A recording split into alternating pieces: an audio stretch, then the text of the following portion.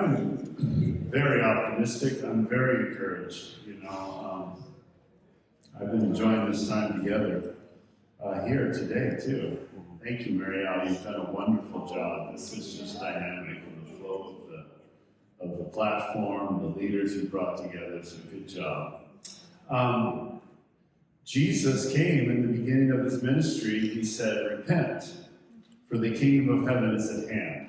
I was reflecting on that a while ago, and I thought, almost every message I've heard about repent is generally focused on us. Repent, because you're a dirty, rotten sinner, It's like Jesus was actually filled with hope and change. Change your mind. Why? Because something's about to happen that's extraordinary. And I believe we live in the most blessed time ever to be alive. I believe we're at the beginning of the greatest revival ever. I believe we're seeing the beginnings of the revival that Paul prophesied about, where he said if the Jews hardened their heart, that was salvation for the Gentiles. That was Pentecost. That was what we see, the birth of the early church. Signs, wonders, and miracles, and Peter's shadow, raising the dead, healing the sick. He says, but there's a greater revival coming, I believe he was prophesying, that how much more will their acceptance be but life from the dead? I believe the way this game is going to end is Jesus wins and the devil loses, and this gospel of the kingdom with power, with signs and wonders, with the healing of the sick, with the dead being raised, is going to be preached to the ends of the earth. I believe that's the times we're living in. And I'm filled with optimism. And I believe that likewise, we're being entrusted with an opportunity that no previous generation has ever been entrusted with. So regarding homelessness, my vision of the future of California, which, as goes California, so goes the nation. And our brother shared very clearly that how California is going, a 12th of the population and 50% of the homeless population. Did you also know that which state of the 50 in the union has the highest rates of poverty? California. It's driven primarily by the high cost of living. So people in Silicon Valley make a lot, but they also cost a whole lot to live here. But I believe the future of California is a California without homelessness, without unemployment, and without exploitation. And I believe we can solve those problems. And I also believe that if we start focusing more and more on taking care of the poor, and if we understand Jesus's mandate and his words, it says, "By their fruits you shall know them." Everybody asked me 2 questions. And for those of you who haven't asked yet, yes, I do play basketball. And I'm 6'9". Everybody asks that, so I like to wear something. So that leads into a conversation. I say, you want to know the most exciting place most fulfilling place I've ever played basketball? They say, did you play in the NBA? No. I played against NBA players. I played in Portugal. I played professionally. I played in college. The most fulfilling place I've ever played is in San Quentin prison. Really? Are you an inmate? I go, no, by God's grace, they're going to catch me. So I wasn't there. No. We go in and we play with the inmates and play against them.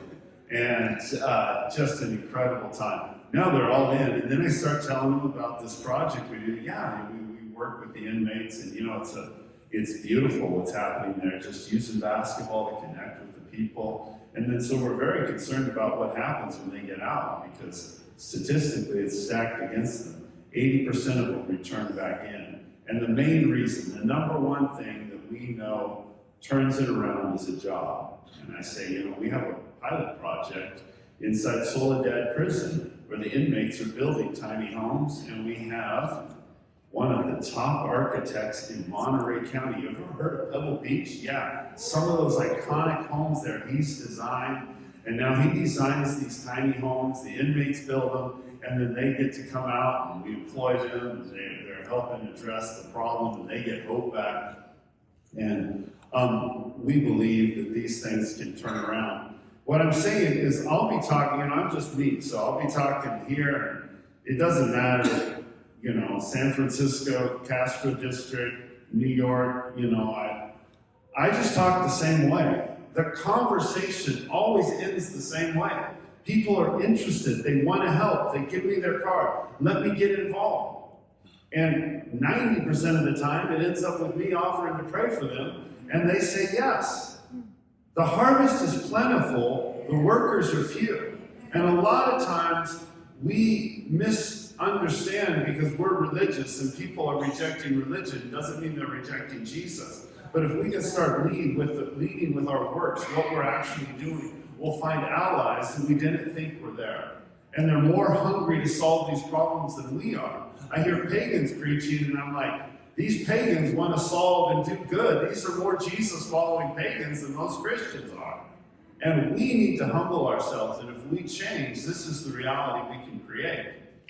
So I believe we can do that, and I'll let my elder, David Elliott, he might be my elder, but man, he's got much better looking hair than I do.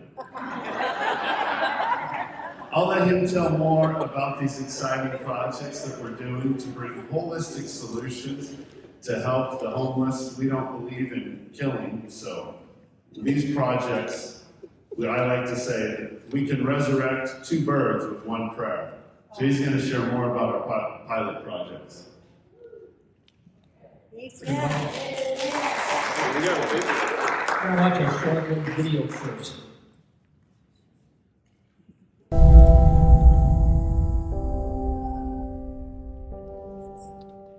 R3 is building tiny homes through the prisons, specifically Soledad Prison. So I'm down there visiting the prisoners who have a work program that we've worked with.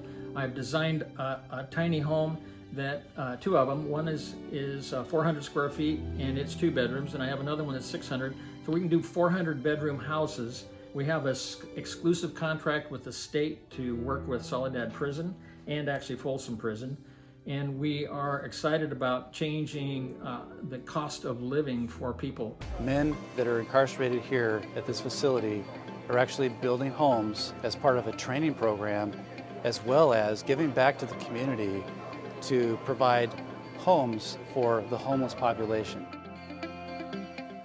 The inmates get credentialed just like they went to a technical school, so they can come out as electricians, carpenters, plumbers, and all those kind of sorts. The governor's been interested in what we're doing down there. He invited us just before the pandemic to come up and talk to him about opening 10 more prisons to do this, because he can hold them, but he keeps getting them back. Our whole R3 group, there's 4 of us, all believers. We're not a religious organization, but we are out to solve real problems, and the prisoners are excited about making a difference in the world. 3 years ago, I was one of the inmates, and we first built this tiny home, and I can't tell you the impact it had upon us prisoners, being able not only to get involved with learning the building trade, but being able to give back to society. Our hearts were so overjoyed to help homeless people. It gave our lives purpose as inmates. The ex-cons, nobody wants them, and we're going to have places for them to be restored. The men that really want to come out of that situation, and the homeless people that want to come out of being homeless and really want a job, we can help those people. We can give them hope.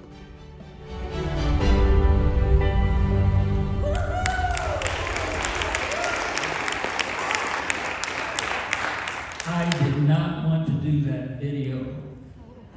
Ted made me do it. I was unprepared. I'm a public speaker. So you always have a beginning, you have a 3-point outline, and you have a conclusion, and they all relate to one another. So let me give you my 3-point outline. The beginning is faith. The 3-point outline is faith, faith, and faith. What is the conclusion? Let me hear it. Faith. Absolutely correct. So faith. Now, how do you get to a place where you really come to a place to be able to serve the underprivileged, homeless and prisoners? No one wants to do that. A lot of people do that. My family, my wife is, Marilyn is out there for 48 years. She's been my wife. We raised 7 children together, and we're almost caught up with the with the Leapers. They stayed at our house a week, and we got to reminisce about large families again. So I did not want to do this, and this is a great thing to be able to tell you how you get to the place where you really want to help people like that. So here's how you do it. I'm an architect. So architects are God's a gift to the environment. Yeah, not true. Yeah, thanks, Mom. My mom, Nancy, she prays for me every day. She calls us the 3 R's, which are our group that got together several years ago. So here's how you get there. So my mother's side was named after David in the Bible. So David was he learned to be a king out in the wilderness, fighting off the lions and the tigers and the bears. So my parents split when I was 12. I was the man of the house at 12. So I had, up until I was 18 and ready to go to college, I was in the wilderness, learning how to be God's servant. And then I really wasn't a believer yet, but I wanted to be an architect.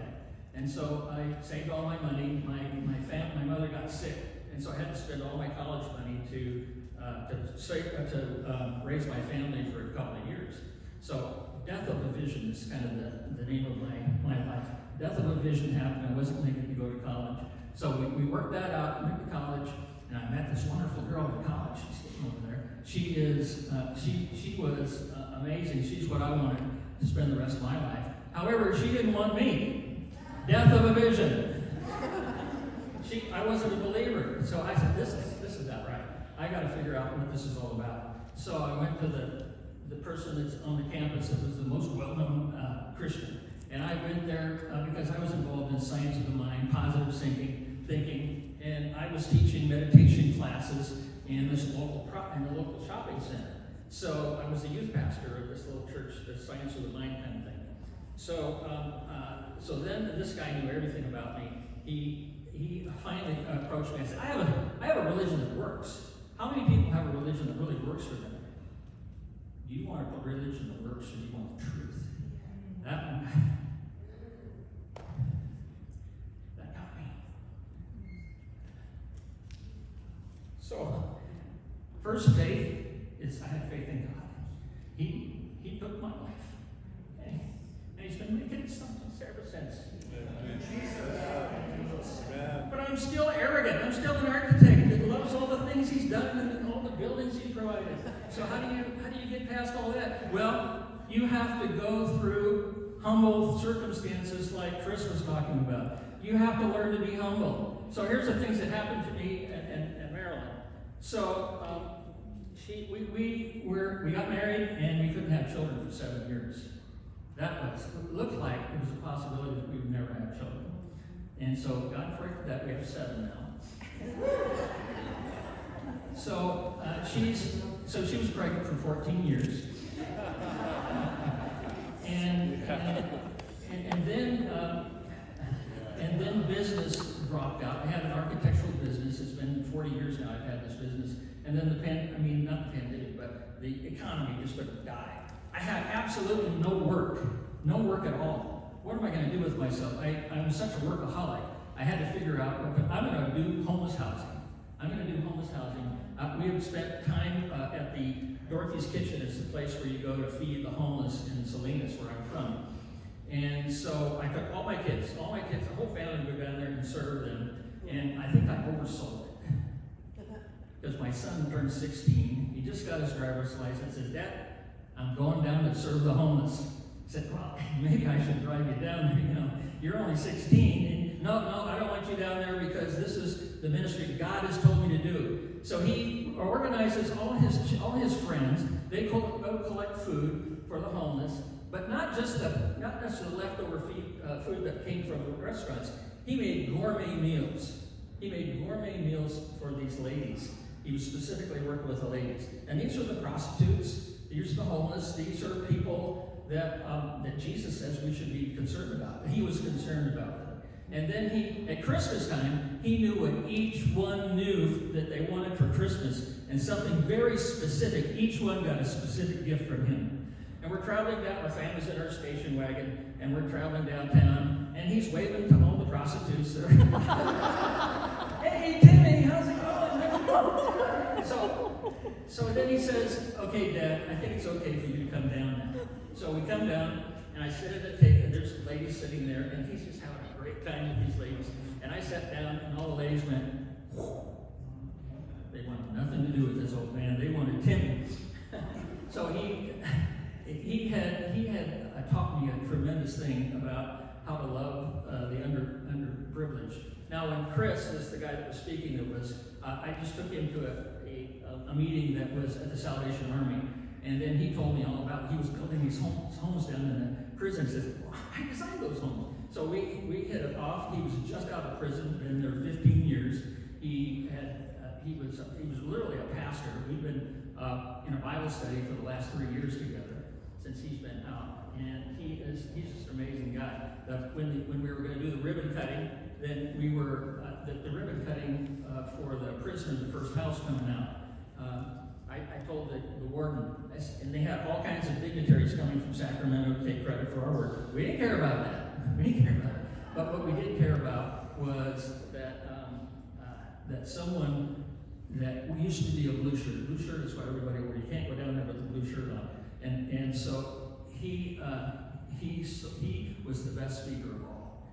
By far, he gave those blue shirts hope.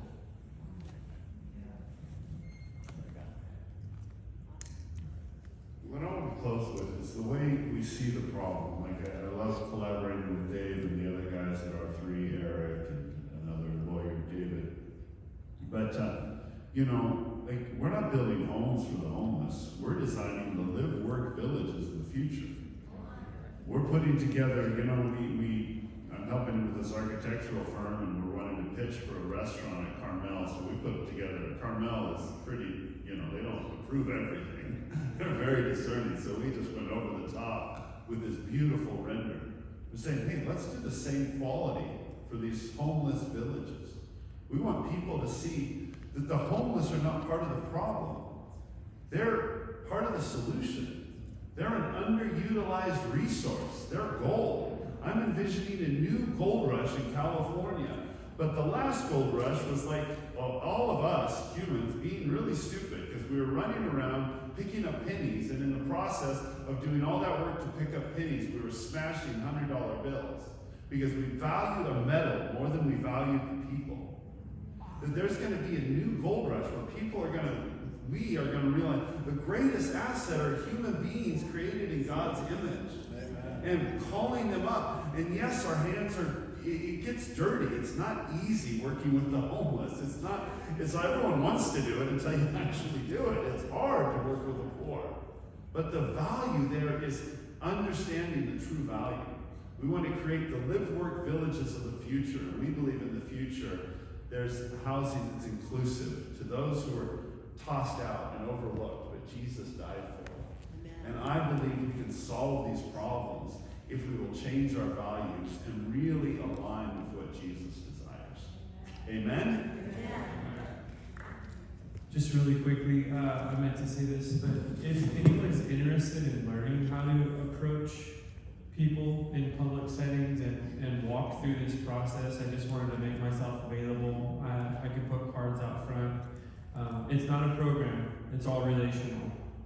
So just wanted to finish with that. So if you want to get on a call after this is over, just let's get on the phone and we'll share resources and best practices. So, thank you.